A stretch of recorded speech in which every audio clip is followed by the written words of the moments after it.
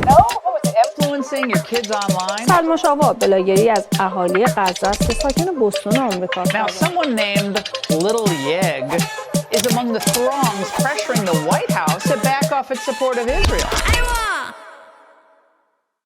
Here's how the British Empire's thirst for oil destroyed the Middle East. A land full of resources. Evidence of humans using oil extends back to the ancient Greeks, but only since the 1900s has oil played an enormous role in our lives, economics, and politics. Let's go back to the early 1900s, landing in Iran. At the time, Iran's oil industry was dominated by the Anglo-Persian Oil Company, a British corporation that would later become British Petroleum. Iranian oil had helped fuel the British economy. Most of us already know that the US is an oil-hungry monster. While the US is an oil-hungry monster now, it was not actually always interested in oil. And because of that, the US was not always interested in Iran. However, this changed after World War II and the immediate post-war years. The United States would have preferred to withdraw from the Persian Gulf after the end of World War II, but the post-war British retreat and retrenchment east of Suez created a vacuum that the US wanted to serve their interests. We'll talk about the Suez later again as well. By 1908, oil was discovered, and a short time later, the Anglo-Iranian Oil Company, AIOC, was formed. AIOC is essentially the old name for British Petroleum. In 1933, the AIOC agreed with the new Shah of Iran for another 60-year concession, meaning it continued the company's exclusive right to carry out oil operations within designated areas. In practice, this meant that the company controlled all the oil in Iran. While the exact percentage of profits that were taken by the British is disputed,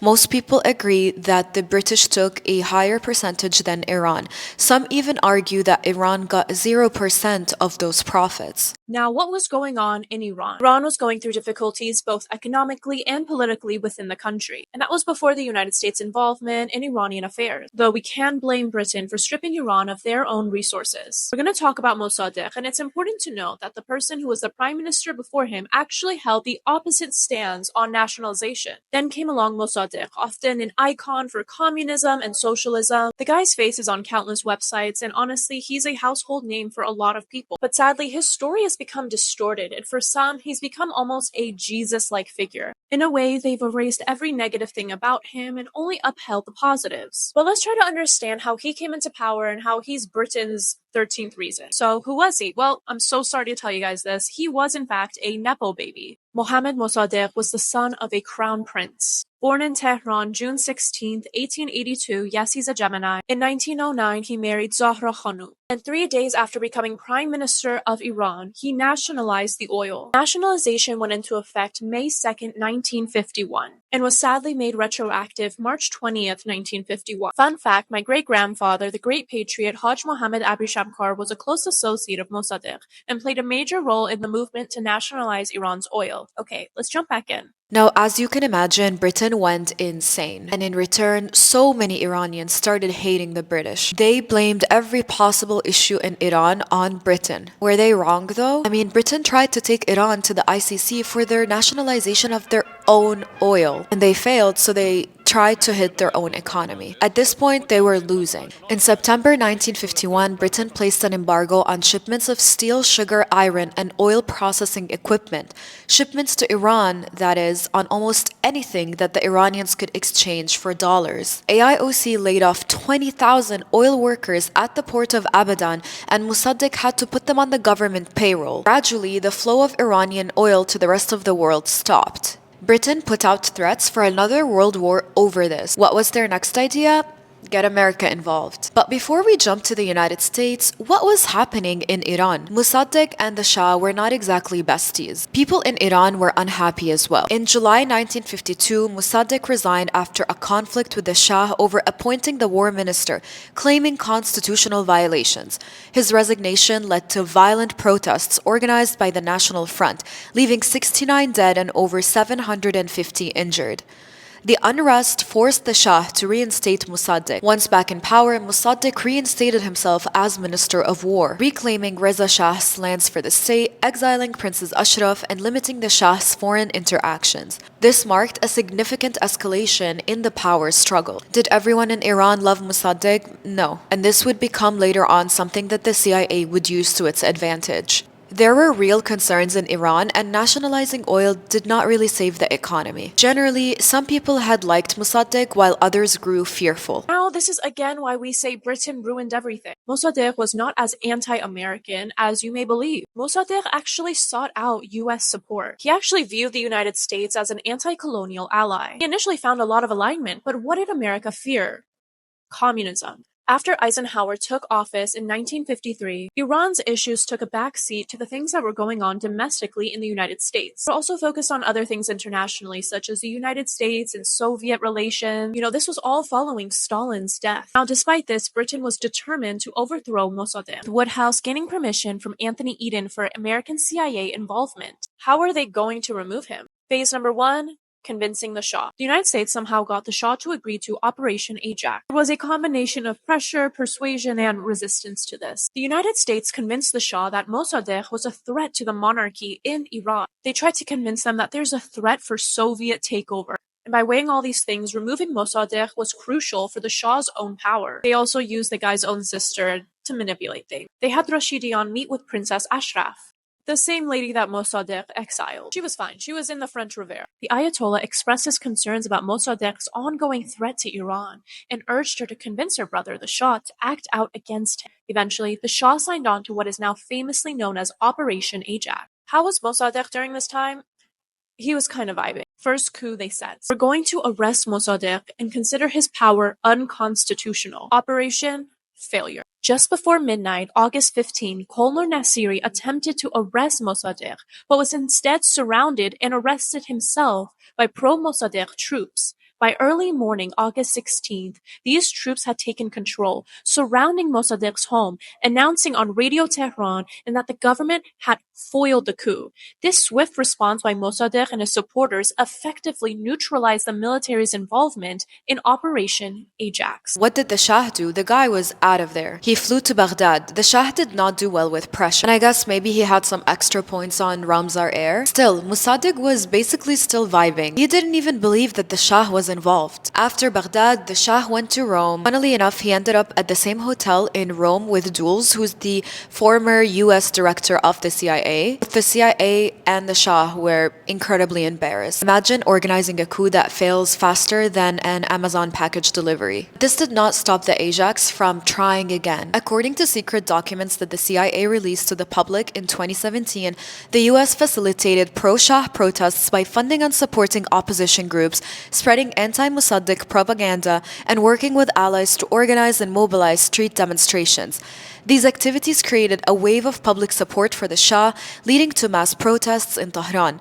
Additionally, influential figures, including athletes and religious leaders, were mobilized to lead demonstrations, which helped sway public opinion against Mossadegh and in favor of the Shah's return to power. Eventually, they grew such big numbers in opposition to Mossadegh that they raided his home. The troops around his home were unsure what was happening. When confronted with the large angry crowd, some of the soldiers opened fire. Fighting escalated and the pro-Shah troops also opened fire. Mossadegh climbed over the wall of his house and escaped. Did the United States facilitate all the protests?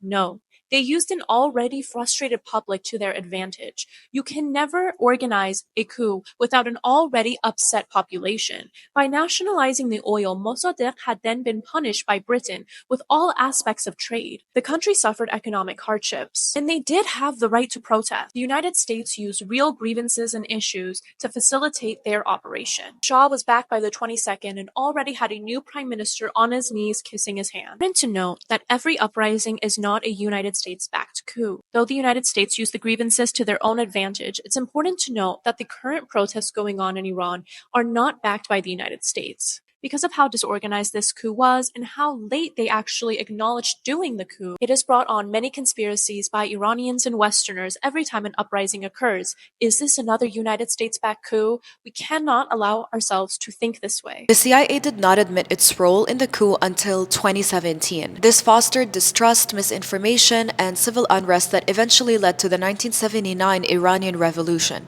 Over time, the facts surrounding Mossadegh's rise and fall were obscured and false narratives emerged. Narratives that Mossadegh was democratically elected even though the Shah originally placed him in power. Since then, the US has admitted to various coups, including in Guatemala in 1954, Congo in 1961, and Chile in 1973. These were similarly aimed at protecting US corporate interests by ousting leaders that sought to nationalize their own country's resources. Now, back to oil.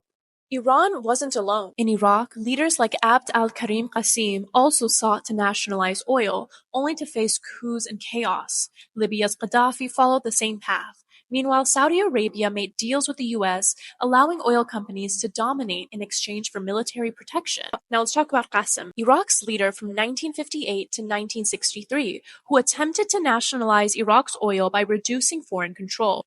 He was very critical of Western governments exploiting Iraq's oil. However, his efforts were met with fierce resistance from the US and UK, who had substantial interest in Iraq's oil. To understand this, let's rewind to 1921. When Britain gained control of Mosul, the British-backed Faisal I became Iraq's first king. After much negotiation between the Turkish Petroleum Company and Iraq's own government, a 75-year concession was signed in March 1925. Now, by the time of World War II, international oil companies had already started extracting oil in Saudi Arabia. July 14, 1958, Abd al-Karim Qasim led a coup, overthrowing King Faisal II and making himself Iraq's leader. Before the coup, Qasim had used foreign control as a major issue to distinguish himself from the government. However, knowing the fate of Iran's Mosaddegh, who nationalized the oil and was overthrown in a coup, Qasim hesitated to do the same. Now, Qasim didn't nationalize Iraq's oil. Britain and America still used tactics to control Iraq's resources. But even though they had this control, they still feared that one day they would want to nationalize the oil in Iraq. So Britain and America started supporting opposition groups. They put diplomatic pressure and destabilized his regime. This eventually led to the coup of 1963.